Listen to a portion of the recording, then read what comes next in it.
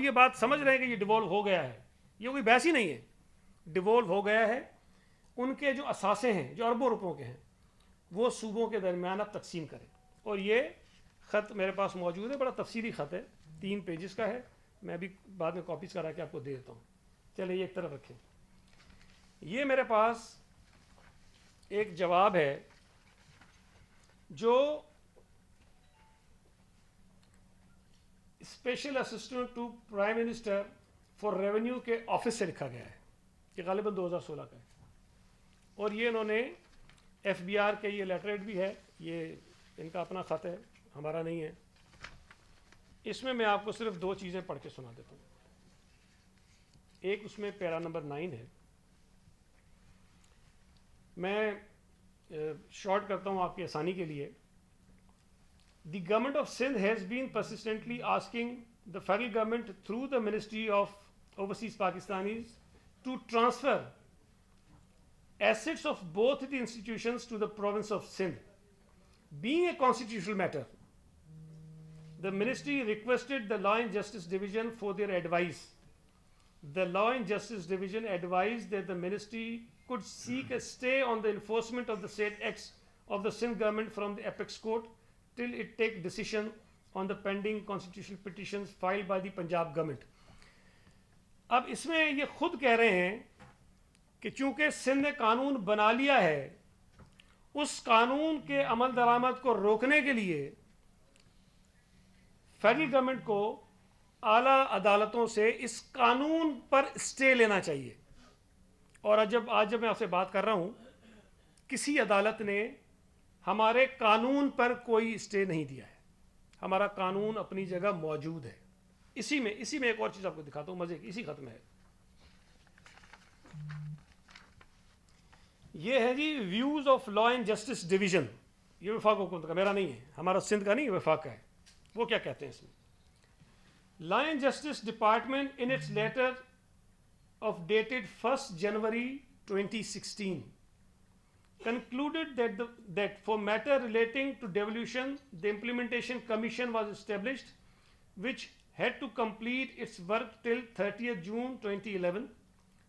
Since WWF and UBI were not devolved by the implementation commission, therefore the province of Punjab agitated the matter before Supreme Court in 2012 through a petition which is still pending. 2012 में supreme court में पंजाब की हुकूमत ने एक petition की हुई है।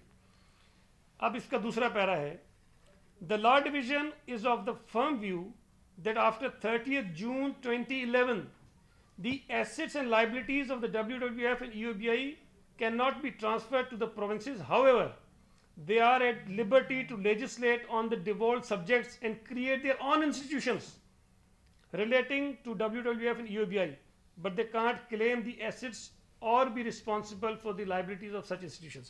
अब इनका खुद ये कह रहा है, जो लॉ एंड जस्टिस डिवीजन का व्यू है, वो ये कह रहे हैं कि झगड़ा जो है वो एसेट्स की डिस्ट्रीब्यूशन का है, लेकिन सूबे अपना कानून बना सकते हैं, अपने इदारे कायम कर सकते हैं और उन इदारों के जरिए काम कर सकते हैं।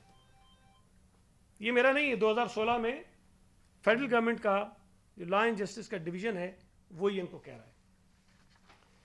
अच्छा, इन्होंने फिर ये भी कहा कल के जी वो सिंध हुकूमत ये कर रही है। भाई चले, सिंध में पीपल्स पार्टी की हुकूमत है, पंजाब में किसकी हुकूमत है? PTI की हुकूमत है, चीफ मिनिस्टर PTI का है, जो लेबर का मिनिस्टर है वो PTI का है। पंजाब हुकूमत ने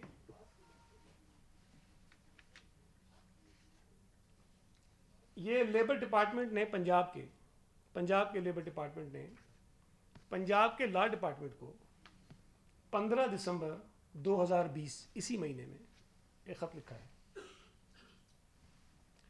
और उसमें वो यही कह रहे हैं कि FBR ने मुख्तलिफ इदारों को ये खत लिखे हैं कि ये जो कलेक्शन है वो FBR करेगी, लिहाजा आप इस पर अपना ओपिनियन दें। लेबर डिपार्टमेंट पंजाब लिख रहा है लॉ डिपार्टमेंट पंजाब को कि अपना ओपिनियन दें। उन्होंने ओपिनियन दिया है अपना, और उसमें मैं आखिरी का पढ़ देता हूँ पैरा, कॉपी आपको दे दूंगा। वो ये कहते हैं कि इन view of above legal scenario, provincial assembly of Punjab enacted the Punjab worker welfare fund act 2019 which came into force on 13th December 2019, and the said act repealed the Workers Welfare Fund Ordinance 1971, जो वफाकी कानून था उसको repeal किया और पंजाब ने अपना कानून बना लिया 1971 to the extent of Punjab, ये कर दिया उन्होंने। Hence the Worker Welfare Fund Ordinance 1971 is no more applicable to the Punjab with effect from 13 December 2019. The federal government or any of its agencies is not legally competent to collect worker welfare fund from Punjab. ये पंजाब का law department कह रहा है, अभी कह रहा है 15 दिसंबर को, इसी 2020 में। ये सिंध का चीफ मिनिस्टर वहाँ नहीं बैठा है, वहाँ सिंध का कोई लेबर मिनिस्टर नहीं बैठा है, ये पंजाब कह रहा है। इसके साथ साथ पंजाब के जो सेक्रेटरी लेबर हैं, उन्होंने वफाकी सेक्रेटरी, ये जो मिनिस्ट्री ऑफ ओवरसीज पाकिस्तानीज है जिसको ये गैर आइनी तरीके से चला रहे हैं, special assistant to chief minister, जो इस्लामाबाद हाई कोर्ट की जजमेंट है उसके बाद वो नहीं कर सकते हैं, वो चला रहे हैं, उनको उन्होंने ख़त लिखा और ये भी उसमें यही कह रहे हैं कि भाई आप सारी चीज़ें, कॉपी आपको दे दूंगा, मैं पढ़ना नहीं चाहता हूँ काफ़ी तफसील में, लेकिन उनका मौक़िफ़ भी वही है जो सिंध हुकूमत का मौक़िफ़ है। ये जो मौसूफ फरमा रहे थे कि जनाब सिंध हुकूमत ये कर रही है, सिंध हुकूमत ये कर रही है, चूंकि वहाँ करप्शन है, वहाँ ये करना चाहते हैं, वो पता नहीं कहाँ से कहाँ ले गए बातों को। बात हो रही है आइन की, बात हो रही है कानून की, बात हो रही है उसूल की, ये उसमें पता नहीं कहीं निकल गए। फिर इन्होंने एक और गलत बयानी की, इन्होंने कहा कि जी इनके मिनिस्टर्स तो ये इशू रेज करते रहे, लेकिन इनके जो चीफ मिनिस्टर हैं वो एग्री करके आ गए। ये मैं आपके सामने CCI की जो मीटिंग हुई है जिसमें ये इशू टेकअप हुआ था, वो मैं आपके सामने ज़रा पढ़ देता हूँ, 2 पैराज हैं ताकि ये पता चले कि सीएम साहब ने क्या कहा था उसमें।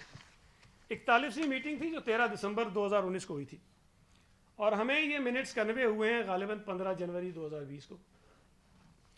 उसमें जो पैरा 110 है उसमें हमारे चीफ मिनिस्टर साहब ये कहते हैं, the chief minister Sindh mentioned that Sindh has already enacted EOBI and WWF laws.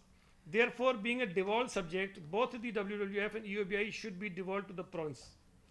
The Chief Secretary Sindh argued that if other provinces did not want devolution of these organizations, the government of Sindh should not be deprived of its rights. Chief Secretary भी ये कह रहा है और chief minister भी ये कह रहा है कि भाई ये डिवॉल्व हो गए हैं, ये हमें दे दीजिए, ठीक है जी। इसके बाद इसी जो मिनट्स हैं उसमें पैरा नंबर 114 है, वो कहता है the chief minister Sindh inquired, जब इन्होंने बहस की होगी, मैं तो मौजूद नहीं था, the chief minister Sindh inquired that under which law the federal government was retaining the EOBI and WWF given that the labour is a devolve subject. वो कहते हैं जी डिवॉल्व हो गया, आप किस कानून के रखा हुआ है। तो इन्होंने वो जो सेक्रेटरी साहब थे उन्होंने कहा जी सुप्रीम कोर्ट की एक जजमेंट है डेटेड 28 मार्च 2013 की, और उसमें वो किया, लेकिन वो इस पर अप्लाई नहीं करती है। ये बहरहाल उनका एक जवाब था जो उन्होंने मीटिंग में दिया। अब बताइए कि झूठ मैं बोल रहा हूँ कि वो मौसूफ बोल रहे हैं। ये मैंने आपको CCI की मीटिंग के मिनट्स जो हैं वो पढ़ के सुनाए हैं, जिसमें चीफ मिनिस्टर ने, चीफ सेक्रेटरी ने इसको एजिटेट किया है, ठीक है जी। अब उसके बाद इसी CCI की मीटिंग के जब मिनट्स आते हैं, जो डिसीजन इसमें है, वो डिसीजन ये कहता है the CCI considered the summary dated 23rd May 2019 submitted by Ministry of Overseas and HRD and observed that none of the provinces has developed a workable mechanism for resolution to address the post-devolution issues of pension and migrating employees. The council held that being trans-provincial and inter-provincial matter, both the organizations EOBI and WWF should remain with the federal government to perform its function under Employees Old Benefit Act 1976 and Workers Welfare Fund Ordinance 1971 till such time a mutual agreed mechanism is developed. ये जब 15 जनवरी को हमें convey होता है तो 27 जनवरी 2020 को labour department एक summary move करता है CM साहब, और हम ये कहते हैं कि ये जो CCI का डिसीजन है ये अनकॉन्स्टिट्यूशनल है, ये गलत है, इसको हमें चैलेंज करना चाहिए। और उस पर ये सारी समरी मूव हुई और मार्च में जाकर ये उस पर फाइनली अप्रूव हुआ कि हमें इसको चैलेंज करना चाहिए। तो ये कहना है कि इतने अरसे बाद इनको ख्याल आ गया और ये पता नहीं क्या कर रहे हैं, CM साहब कुछ बोलते हैं, मिनिस्टर्स कुछ बोलते हैं। सिंध गवर्नमेंट का एक पर्टिनेंट व्यू है, जब से डेवोल्यूशन हुई है 2010 से मुस्तकिल हम ये कह रहे हैं, हम ये नहीं कह रहे हैं कि डिवॉल्व करो, हम तो समझते हो गए हैं डिवॉल्व, हमने कानून बना दिया, हमने काम शुरू कर दिया। हम ये कह रहे हैं कि जो असासे हैं उसको आप हमें उसकी तकसीम करें। और मैंने आपको विफाकी लॉ एंड जस्टिस डिवीज़न के व्यूज़ पढ़ के सुना दिए जो इन्होंने जमा कराए, जिसमें वो मानते हैं कि सूबे आइनी तौर पर अपना कानून बना सकते हैं, अपने इदारे बना सकते हैं और उस पर काम कर सकते हैं। सिर्फ जो झगड़ा है वो डिस्ट्रीब्यूशन ऑफ एसेट्स का है, सिर्फ इतना है। अब इनसे पूछें भाई, आपने जो FBR ने ख़त लिखा है कि जनाब ये कलेक्शन हम करेंगे और ये CCI ने फैसला किया है कि ये दोनों इदारे वफाक के पास रहेंगे, ये आइन के कौन से आर्टिकल के तहत आप कर रहे हैं? हमारा तो सवाल बड़ा सीधा सा है कि अगर आप एक काम ये कर रहे हैं तो आइन में वो कौन सा आर्टिकल है, कौन सा इख्तियार है जो आपको देता है ये राइट कि आप जाकर ये सारी चीज़ें करें? ये आइन की खुल्लम खुल्ला वायलेशन है, खुल्लम खुल्ला वायलेशन है। इवन जो पंजाब गवर्नमेंट ने 2012 में सुप्रीम कोर्ट में पिटीशन की थी, उसमें उन्होंने ये कहा है कि जी असासे जो हैं वो तकसीम करें, और तो कोई बात ही नहीं की उन्होंने कि डिवॉल्व करें, ये करें, कोई बात ही नहीं है। कहते हैं असासे जो हैं EOBI के और वर्कर वेलफेयर फंड के वो सूबों में तकसीम करें आप। अब मैंने एक बात कही थी, आपको शायद याद होगा, और ये जो CCI की मीटिंग थी उसमें जो रिपोर्ट पेश की गई मिनिस्ट्री ऑफ IPC की तरफ से, मैंने असम्बली में खड़े होकर कहा था कि मोहतरमा फहमीदा मिर्ज़ा साहिबा जो वज़ीर हैं IPC की, उनकी सरबराही में एक कमेटी बनाई CCI ने और उनको कहा कि आप इस पर रिपोर्ट दीजिए, और ये रिपोर्ट थी जिसके बाद ये फैसला हुआ। जब ये रिपोर्ट दी गई तो मैंने असम्बली में खड़े होकर ये कहा था कि उस मीटिंग में, मैं उस लेबर मिनिस्टर नहीं था, शायद CM साहब के पास ये पोर्टफोलियो था तो उन्होंने मुझे भेजा था। मैं उस मीटिंग में गया और वहाँ जो चीज़ें डिस्कस हुई वो प्रॉपरली इसमें रिपोर्ट नहीं हुई। जो रिपोर्ट दी गई उसमें वो मेंशन नहीं थी। मैंने असेंबली में खड़े होकर कहा कि भाई ये गलत मिनट्स इन्होंने लिखे, और हमने जो मिनट्स गलत लिखे थे उस पर भी इनको खत लिखा कि आपने मिनट्स प्रॉपर रिकॉर्ड नहीं किए। और शायद पंजाब ने भी लिखा था कि भाई आप मीटिंग के मिनट्स आपने प्रॉपर रिकॉर्ड, जो कल वो कह रहे थे कि मिनट ठीक है, मिनट ठीक है, भाई हमने लिख के दिया कि ठीक नहीं है।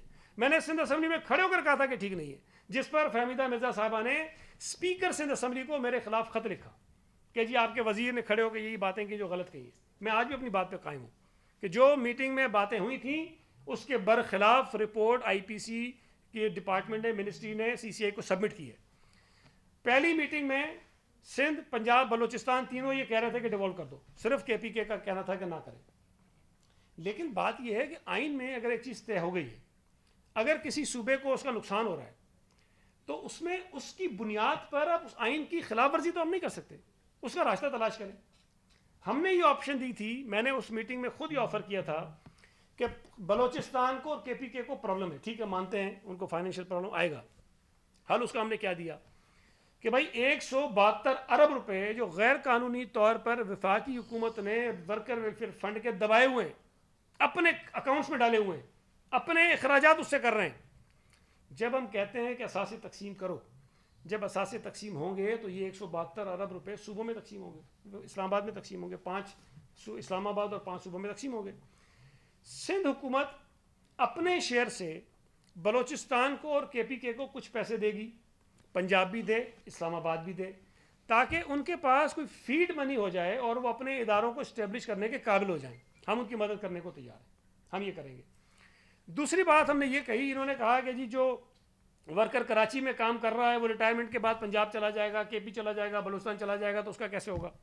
हमने उसका भी कॉल दिया कि देखिए हमने इदारे इस्टेब्लिश किए हैं, अब ज़माना बहुत तरक्की कर गया है, टेक्नोलॉजी आ गई है, हम एक पूरा डिफरेंट सेपरेट सेक्शन बनाएंगे उन लोगों के लिए जो सूबा सिंध के अलावा किसी और सूबे से आते हैं या काम करते हैं, और हम उनका पूरा डेटा रखेंगे, और जो जो उनके हुकूक हैं, जो जो उनकी ट्रांसफर्स होनी है, पैसे मिलने हैं, जो जो चीज़ें हैं, हम गारंटी करेंगे कि अगर वो KP में है, पंजाब में है, बलूचिस्तान में है, हम उसको अपने इदारे के ज़रिए वो सारी चीज़ें प्रोवाइड करेंगे। ये हमने अंडरटेक किया, हमने तरीक़ेकार भी बताया। ये कहते हैं मैकेनिज्म नहीं है।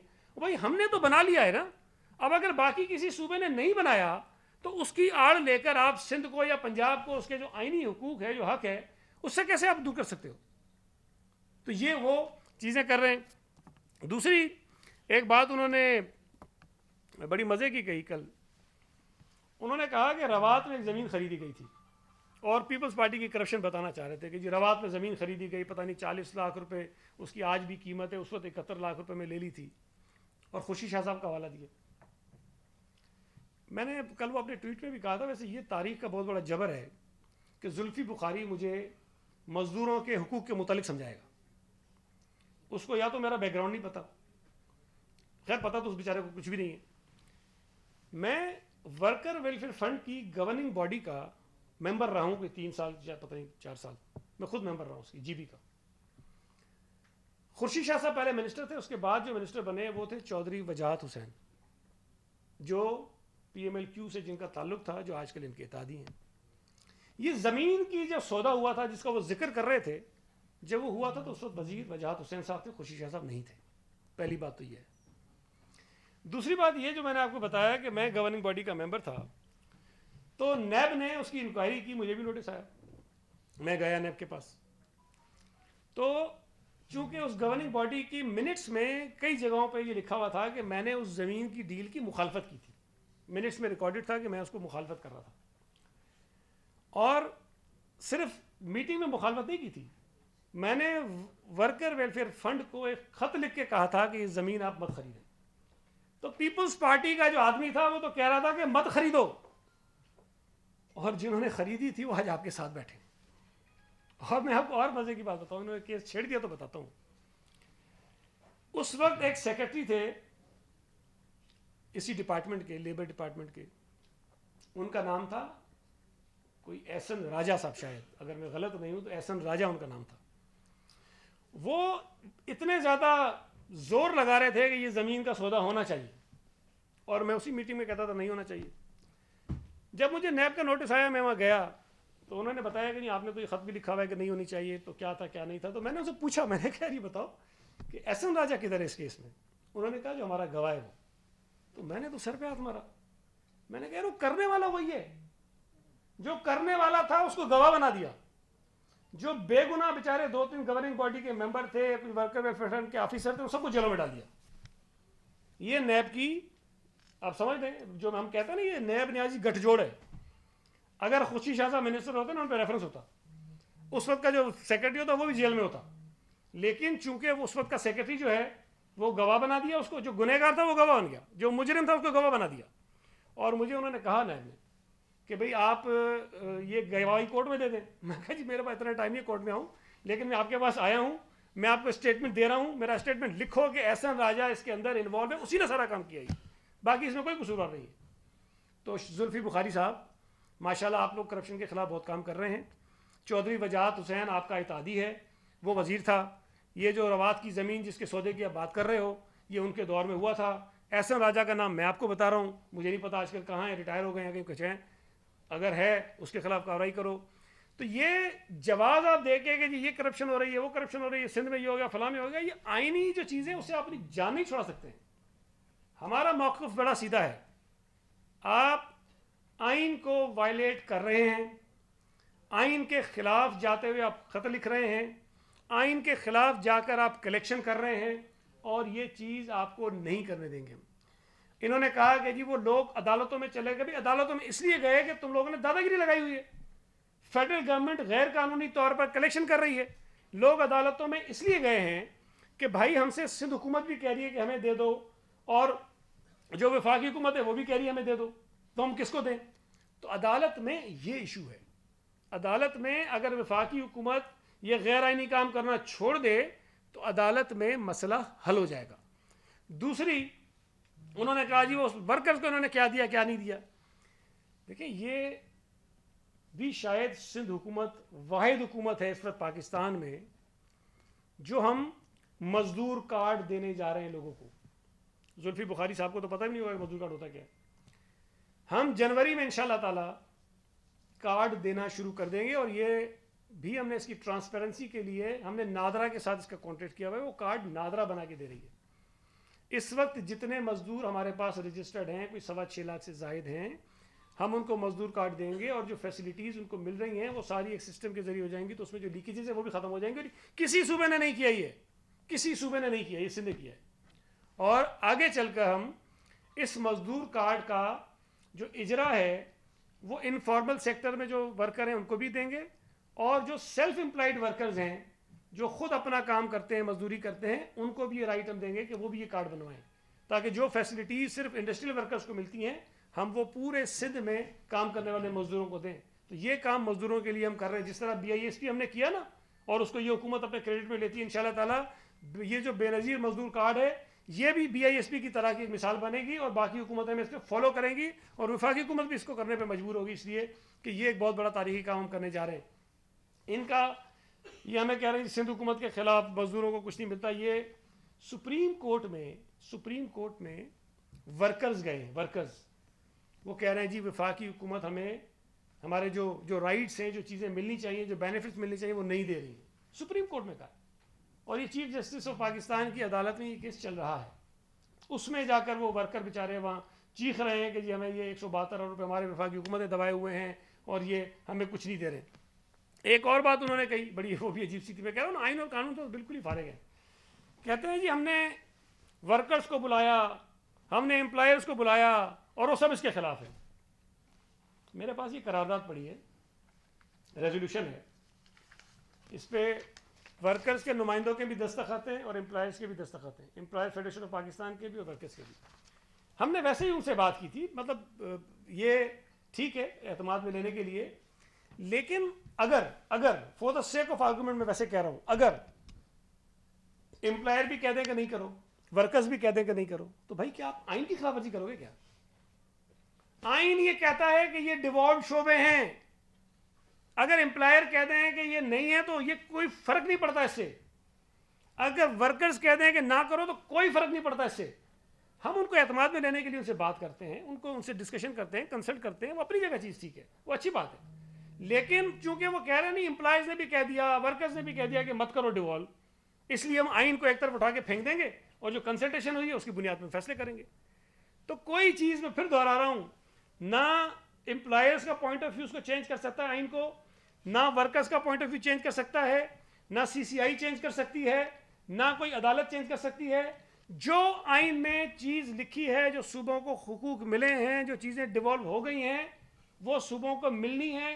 आपने सिर्फ असासे जो हैं वो तकसीम करने हैं और उसके अलावा आपने कुछ नहीं करना। आइन का आर्टिकल 270AA वो ये कहता है, मैं पढ़ देता हूँ, वो ये कहता है, इसका जो 6 है वो कहता है, not with standing omission of the concurrent legislative list by the Constitution, 18th Amendment Act 2010, all laws with respect to any of the matters enumerated in the said list, including ordinances, orders, rules, bylaws, regulations and notifications, and other legal instruments having the force of law, in force in Pakistan or any part thereof, or having extraterritorial operation immediately before the commencement of the Constitution, 18th Amendment Act 2010, shall continue to remain in force until altered, repealed or amended by the competent authority.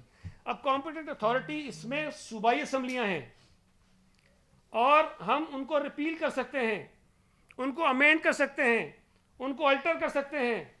और यहाँ तक भी एक court की judgement में है, order में यह आया कि अगर कोई सूबा कानून नहीं बनाता तो ये जो वफाकी कानून था ये एज ए प्रोविंशियल लॉ इस्तेमाल होगा, ये नाफिज होगा, ये भी कहा गया है। इसके बाद ये जो इसका 8 है 270AA का 8 जो है वो कहता है, on the omission of the concurrent legislative list the process of devolution of the matters mention in the said list to the provinces shall be completed by the 30th day of June 2011, जो मैंने आपको बताया कि उससे तो होना है। और ये इनका लॉ डिवीजन भी कह रहा था अपना। 9 इसका कहता है, for purpose of the devolution process under clause 8 the federal government shell constitute an implementation commission as it may deem fit within 15 days of the commencement of the Constitution 18th Amendment Act 2010. ये जो implementation commission बना था, अब ये सारी चीज़ें आइन में वाजे हैं. वैसे बाय द वे मैंने जितना कहा है जुल्फी की समझ कुछ नहीं आएगा. अब ये मतलब मुसीबत ये है कि उसकी समझ में कुछ नहीं आएगा. तो लेकिन मैं फिर भी ये कह रहा हूँ कि उन्होंने मुझसे ये कहा है कि मैं उनके सामने बैठ के बात करूँ. मुझे टाइम बता दें, मुझे तारीख बता दें. वो कराची नहीं आएंगे, मैं इस्लामाबाद चला जाऊँगा. और इस्लामाबाद में चाहें किसी अच्छे एंकर के स्टूडियो में बैठ जाएं, क्योंकि ये वो वीडियो लिंक पे मज़ा नहीं आएगा. इसमें सामने बैठें, बात करेंगे आइन और कानून की. चवलें नहीं सुनूंगा कि करप्शन हो गई, लुट गए, एनआरओ नहीं देना, ये बातें नहीं करनी है. आइन की बात करो, कानून की बात करो, अपने जो इख्तियारात है उसकी बात करो. उस पर मैं उनसे मोबाइल से जहाँ कहेंगे टाइम मुझे बताएंगे, मैं चला जाऊँगा. बहुत शुक्रिया जी. कुछ सवाल आप एक एक करके प्लीज़, एक जी, एक सेकंड जरा जी.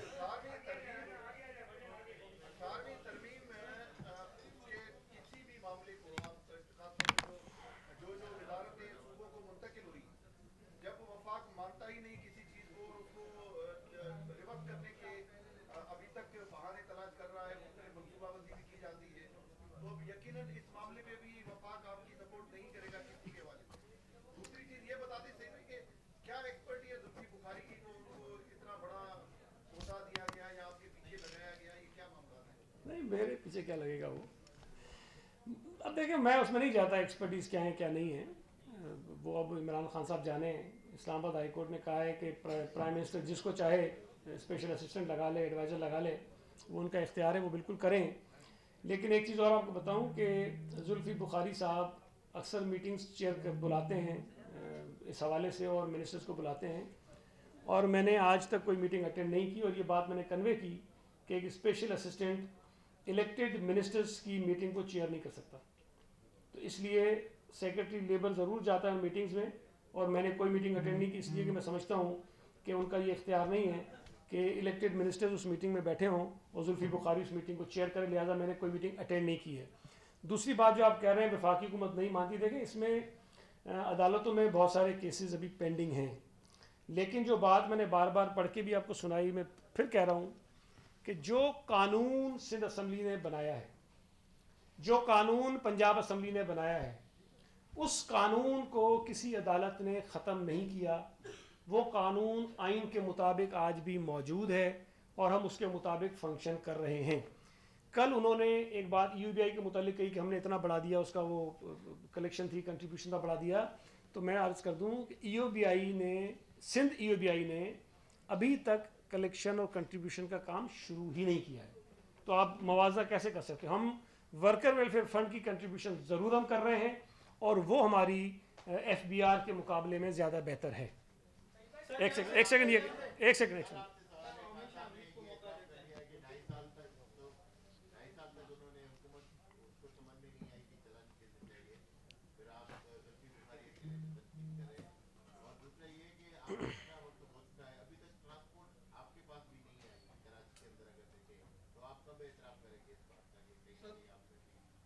एक सेकंड ज़रा मैं ये देखें. पहली बात तो ये है कि वज़ीर आज़म साहब ने कल, वैसे वो अगर आप सुने ना, उनके चेहरे पे जो संजीदगी थी, और जिस तरह जो सामने बैठे थे वो भी संजीदा थे बहुत, और वो उनको कह रहे थे तुसी सारे नालायक हो. और जो मैं कहता हूँ कि चवल हैं, तो कल वज़ीर आज़म कह रहा था कि तुम चवल हो सारे. तो बेसिकली देखें, जिस दिन इमरान खान ने जाना है ना, उसके बाद ये कहेगा मैंने कुछ समझ नहीं आया कि होया कि ये. तो बहरहाल हम तो ये बात पहले दिन से कहते हैं कि ये नालायक है और नाइल हैं. ऐसे तो नहीं कहते ना. ये नालायक और नाइल इसीलिए हैं कि इनको अभी तक हुकूमत चलाने का और हुकूमती उमूर को समझने का कोई अक्ल शऊर है ही नहीं. एक काई साहब, एक काई साहब से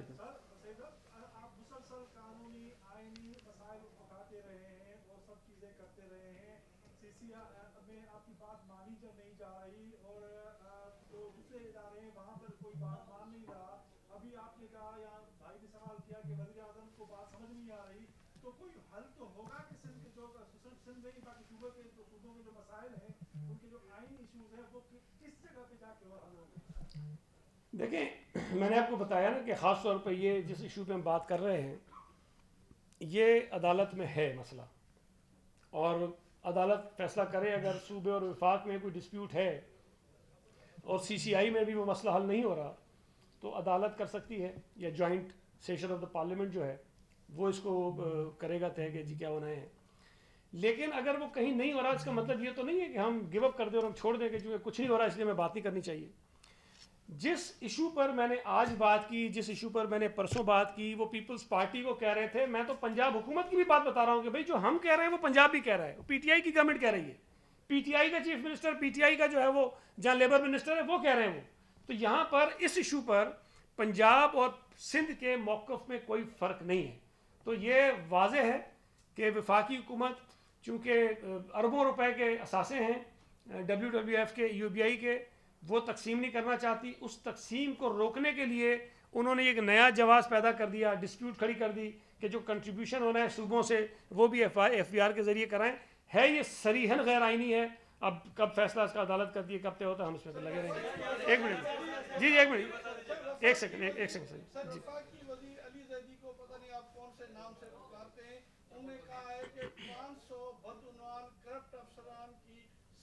सरपरस्ती कर रही है, जो प्ली बार्गेनिंग करके बाहर निकले हैं, वो आजकल सिंध हुकूमत के अहम ओहदों पे बैठे हुए हैं।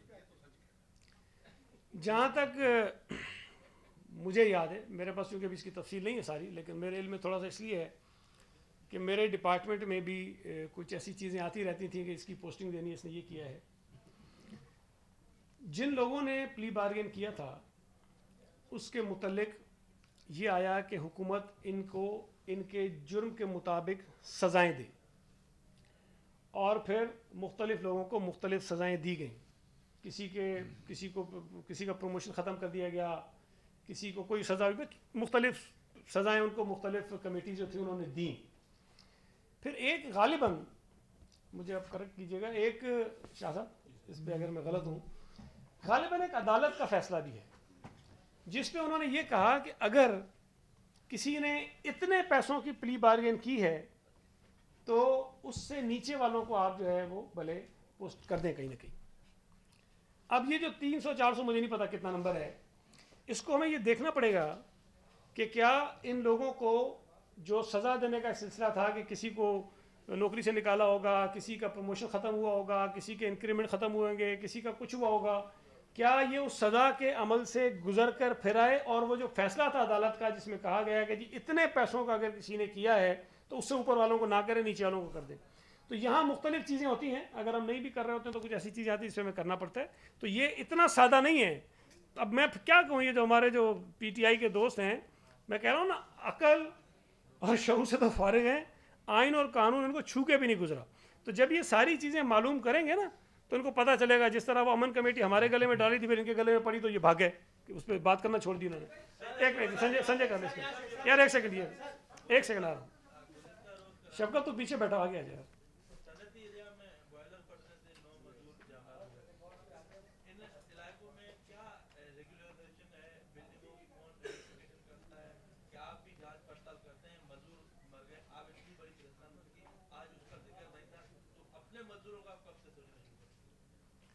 पहली बात तो ये कि सारी जो प्रेस कॉन्फ्रेंस की है ना, ये बाय द वे अगर आपको भी समझ नहीं आए तो बुरी बात है मज़दूरों पे सारी, और एक मज़दूर की नहीं, सूबा सिंध के जो अगर लाखों करोड़ों मज़दूर हैं, मैं उनके मुतल्लिक ही बात कर रहा हूँ। तो ये कहना है कि मज़दूरों की बात कब करेंगे तो ये जाती है, मैं मज़दूरों की बात कर रहा हूँ। एक सेकेंड, असल जो उनका सवाल था, जो दूसरा आपने सवाल किया, बिल्कुल ये जैसे ही कल वाक़या हुआ, मैंने उसी वक्त सेक्रेटरी लेबर को ये कहा कि आप इसकी फौरी इंक्वायरी रिपोर्ट तो मुझे आज देंगे। वो 24 घंटे का उन्होंने टाइम दिया था, तो आज सबमिट हो जाएगी जो इनिशियल इंक्वायरी रिपोर्ट है। लेकिन जो तफसीली रिपोर्ट आएगी, ज़ाहिर है जब तक वहाँ से सारा रेस्क्यू का काम हो जाता है, सारी चीज़ें हट जाएंगी, तो उसके बाद हम असबाब भी निकालने की कोशिश करेंगे कि कौन इसका ज़िम्मेदार है और उसकी किसके ख़िलाफ़ कार्रवाई होनी चाहिए।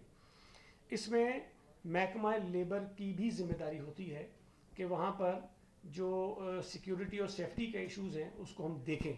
तो जैसे ही ये इंक्वायरी रिपोर्ट आती है मैं ज़रूर आपसे शेयर करूँगा, और जो जिम्मेदार होंगे उसके मुताबिक भी आपको। एक मिनट शेयर करा।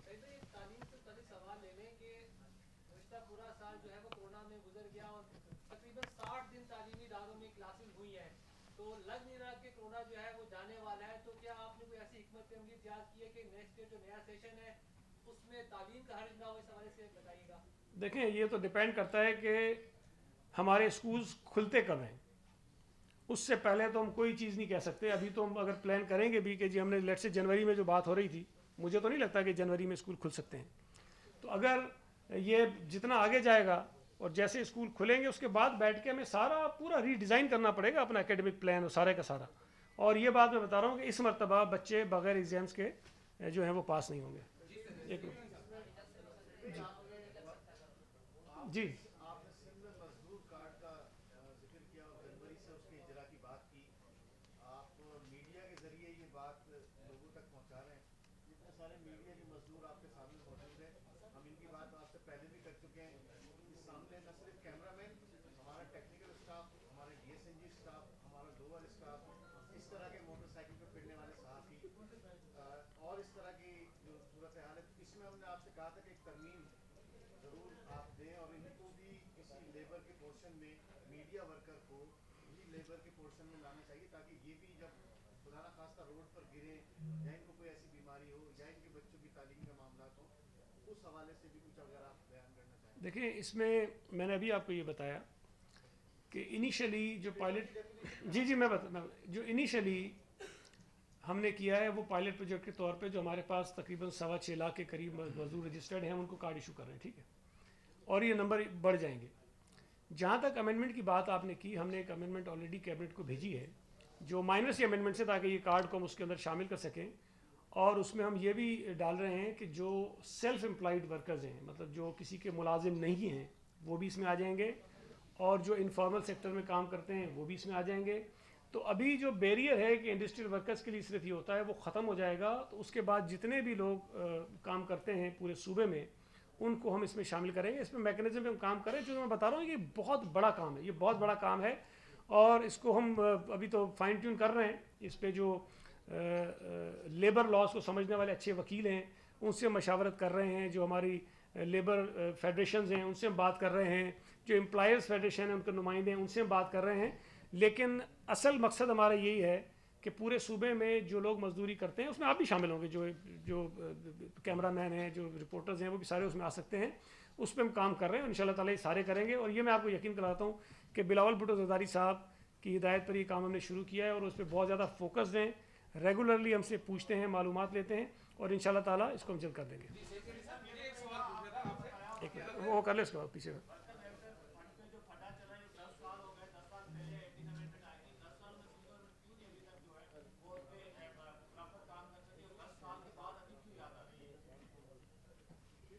जवाब में असल में आप नाराज़ हो जाओगे इसलिए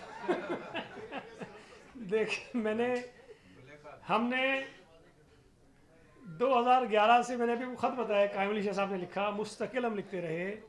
2014 में हमने कानून बना लिया, 15 में हमने कानून बना लिया, इदारे हमने कायम कर लिए, कंट्रीब्यूशन हमने शुरू कर दी।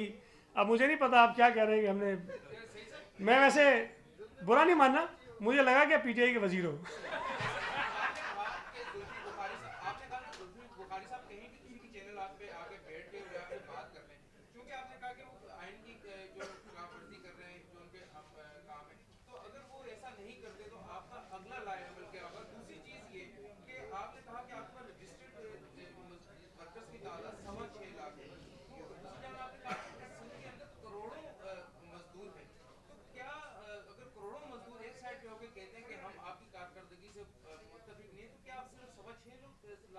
नहीं, मैं यार फिर समझाने की कोशिश करता हूँ। देखें, अभी तक ये जो वर्कर्स हैं ये सिर्फ इंडस्ट्रियल वर्कर्स को मिलती हैं चीज़ें। इंडस्ट्रियल वर्कर भी 6.25 लाख से ज़्यादा है, लेकिन हमारे पास रजिस्टर्ड कम है। अच्छा, इसी चीज़ को ठीक करने के लिए हमने ये कार्ड इशू किए हैं ताकि कोई वर्कर रह ना जाए और सबको ये ऑप्शन होगा कि आकर करवा लें अपने आप को इशू। ठीक, थैंक यू जी।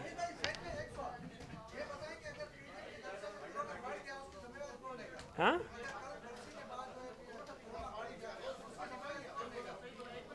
मेरे भाई सिर्फ PTM के जलसों से ही बढ़ेगा। आपने मास्क नहीं लगाया, इसका जिम्मेदार कौन होगा? आपने मास्क नहीं लगाया, इसका जिम्मेदार कौन होगा?